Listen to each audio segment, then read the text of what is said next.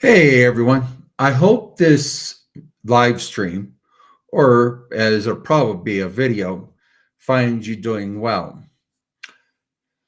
I'm not going to go over the reasons why I'm doing this video. I will tell you that this is a subject, well, actually, two subjects that I feel very, very strongly about. And when I say strongly, I mean it's with a real passion that I feel for these two subjects. Let's go ahead and go over the very first one, salvation. Now, some people would have you believe that Jesus comes into your heart and does something magical and you're saved. And then you can follow Jesus. Let me explain this. That is a bunch of fucking goddamn bullshit. It's absolutely bullshit. It's not real. Nobody knows what they're talking about. Don't even worry about it. Jesus don't come down and create a born again individual. Here's what really happens. Whoops, sorry about that. And it is in Ezekiel 36. And let me go against that. It's going to be Ezekiel 36, verses 26 and 27. This really explains salvation right down to its core. And at 26, it says, and I am reading from the King James Version. I'm not really happy with that version, but in this scenario, it is acceptable. It was interpreted correctly. It says, a new heart also will I give you, and a new spirit will I put within you. And I will take away the stony heart out of your flesh. Let's see here. And I will give you an heart of flesh. So it says, I'll just go over it again. A new heart also will I give you, and a new spirit will I put within you. And I will take away the stony heart out of your flesh, and I will give you an heart of flesh. And I will put my spirit within you and cause you to walk in my statutes and shall keep and ye shall keep my judgments and do them. Whoops, sorry about that. So, salvation, real salvation, is when God takes a heart of stone out of you and gives you a heart of flesh that's filled up to the fullness of God. And you will want to do all that God wants you to do. Now, for Christianity, they understand it one way according to the New Testament, but we who follow Torah, we know it differently. We know that we want to obey the written Torah and everything that explains written Torah. So this thing that Jesus just makes you all born again, let's get real with that. So, and that is exactly what has happened to me in these past 3.5, I guess it's getting a little close to 4 years, is that God's taken a heart of stone out of me and giving me a heart of flesh that's filled up with the fullness of God so that I want to serve God and I want to serve people. And I will say this, if God doesn't change it, he has a reason, and it's best to explore that reason. Now, I've already ousted myself as being a sex addict, right? Don't need to rehash that stuff again. But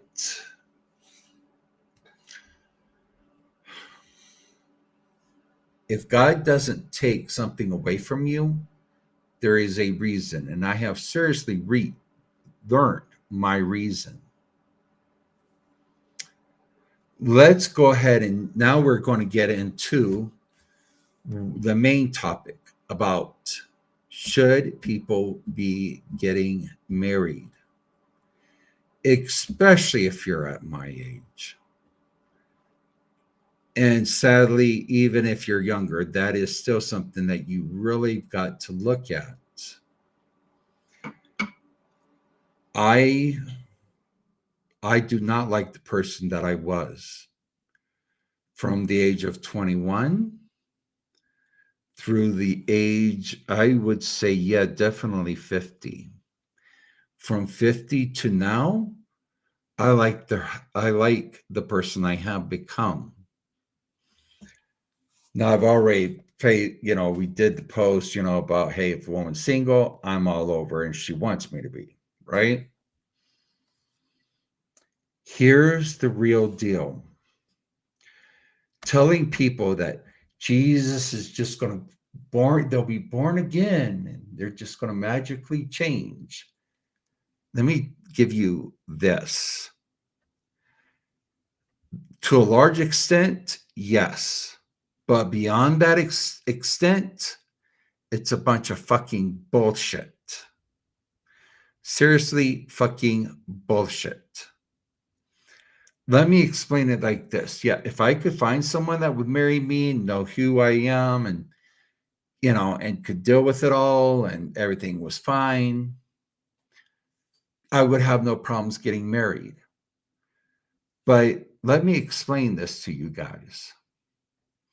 When I go out on a date and we start talking about sex and relationships, I am very honest with them about who I am as a person.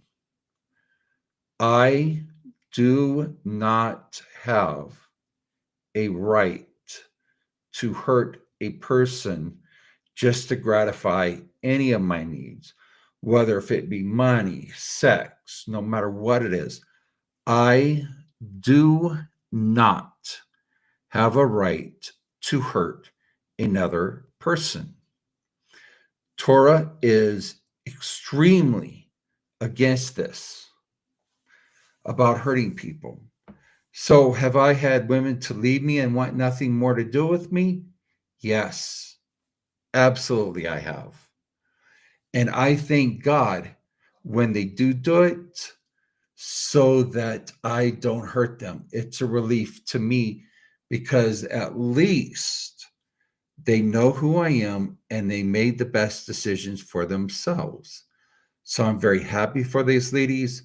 I sincerely hope that all of them find the love that they absolutely deserve.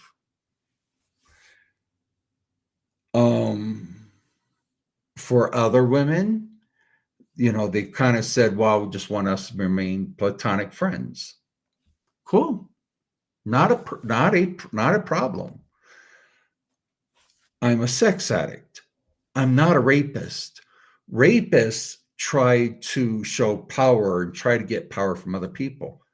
I have no need for power. I have all the self-confidence, the self-esteem, and all the power that through God or God giving it to me. So I have no need for that stuff. I would rather a person walk away than me hurt them. I have hurt a lot of women because I was supposed to be more like Jesus than what I care to think about. There is some of them that, well, probably really, if I'm going to say this straight, probably none of them wants to hear from me. They don't want to hear an apology from me. They want nothing to do with me. Because I hurt them pretty badly, psychologically speaking, when we split up, probably, but it didn't go all that well. I didn't do anything illegal, but it just didn't go well. And I was wrong for that. Very wrong. But for a religious leader to advise a person who is healthy to get married to a sex addict, as long as the sex addict will accept Jesus into their heart, it's a bunch of fucking bullshit. If you find out that your future spouse has a sexual addiction, that has got to be seriously talked through with a psychologist. Then after you get done talking to the psychologist, you may want to go ahead and talk to your religious leader. God, for whatever reason, sometimes, give me a sec. Sorry about this.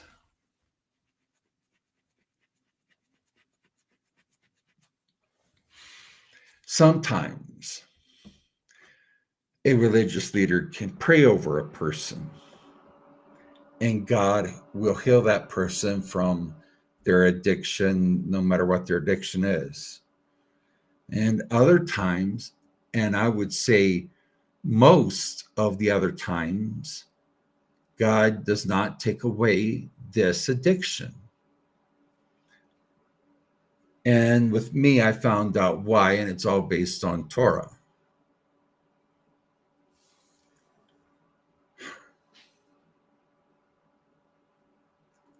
But if a religious leader would advise a person who is healthy to marry someone who has an addiction, I am telling you as straight as I know how to say this, that religious leader is setting you up to really severely get emotionally devastated, of which you don't deserve. I would like to be able to stand up and say, be like Jesus and he'll take care of everything. That would just bring joy to my heart. But if I'm going to be honest with you, most of the times, that's just nothing, just a bunch of shit, a bunch of fucking goddamn shit. If you're talking about two healthy, emotionally healthy, mentally stable individuals and neither of them have an addiction, yeah, okay, cool. Go with that theory. But if you're talking about someone who has a sexual addiction, getting married to a stable person, and then say, go be more like Jesus, that's just fucking nuts. And if the religious leader knew psychology like I do, let me tell you something. Sorry about this.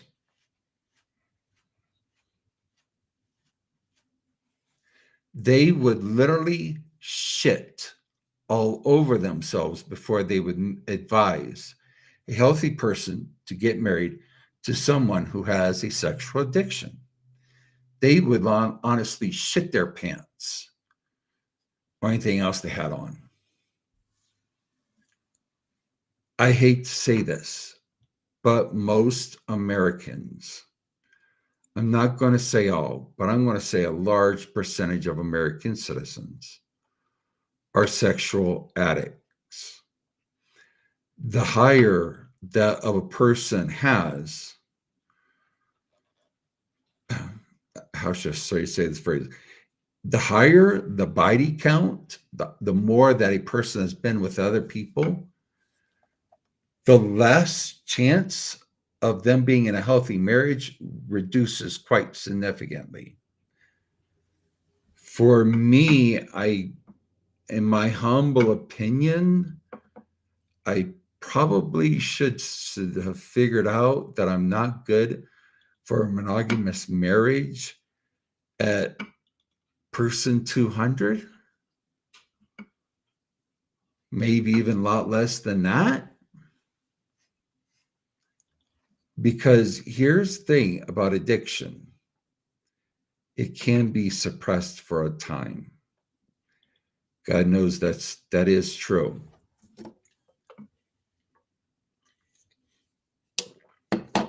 But after the person has suppressed it long enough, that beast needs to be fed. And that beast will be fed. It's not an if. I'm telling you, it's when. For me, it was for years. And I'll have to admit that Deb and I did take risky chances that no normal person would have ever have taken. And she did even admit at one time that she didn't know if she'd be able to keep up with me because I was so wild. Unfortunately, she was correct. And I paid the penalty for her being correct. That is an absolute fact. And let me tell you something. I feel a lot better about myself now that I've got me figured out. I've got God figured out. I've got a great relationship with God, I think. People are asking for advice. I'm giving them sound advice. Just Thursday, let me see here. I want to give you the date. On Thursday, February 20th, 2025, I gave a mother some great advice about her daughter getting married, going to college, and all this stuff. And she was very impressed with my knowledge. But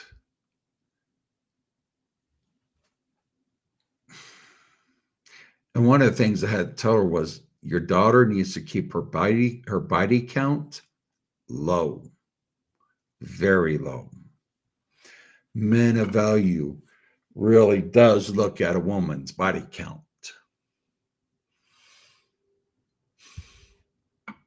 And then I ran into the situation. We have a camera light out here on Lake and East Cheyenne Mountain Boulevard.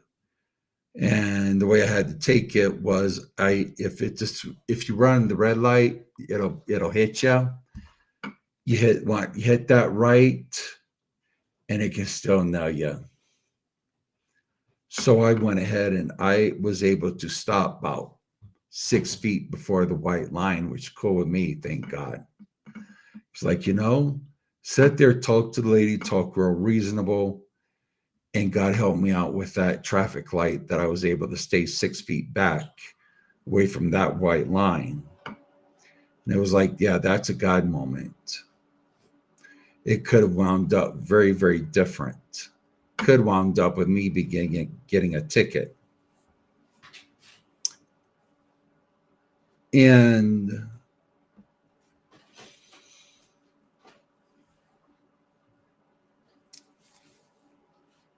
so I did talk to her about you got to keep her body count down very, very low.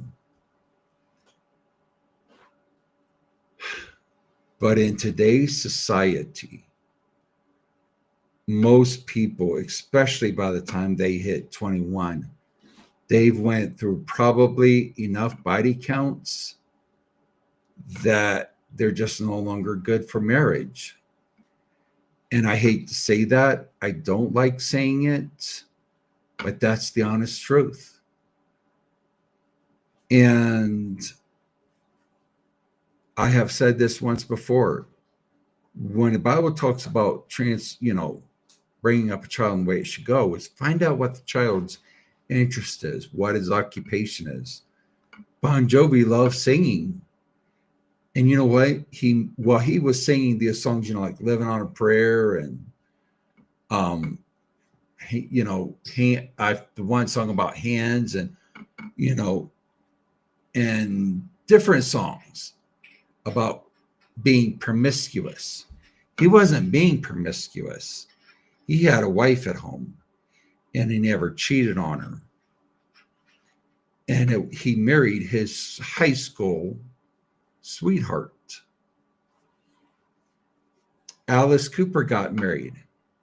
And the marriage that he's been in, he told Dan Rather, I've never been in an argument.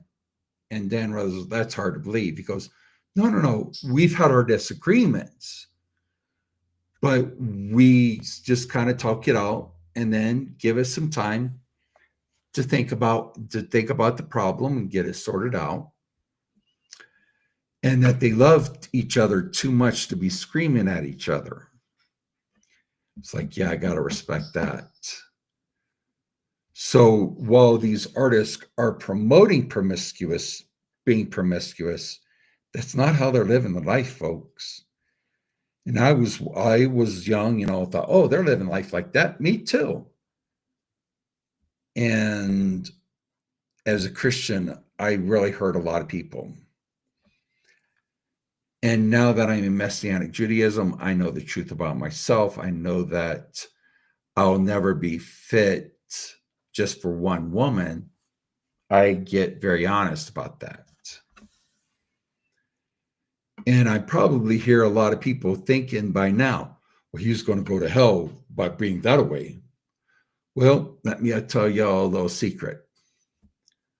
I would rather go to hell with a clear conscience than to have to enter heaven with a guilty conscience. And that's absolutely factual. So, before trying to act like Jesus, if you're a sex addict, before acting like Jesus and getting married, doing those wonderful things, get that magical moment,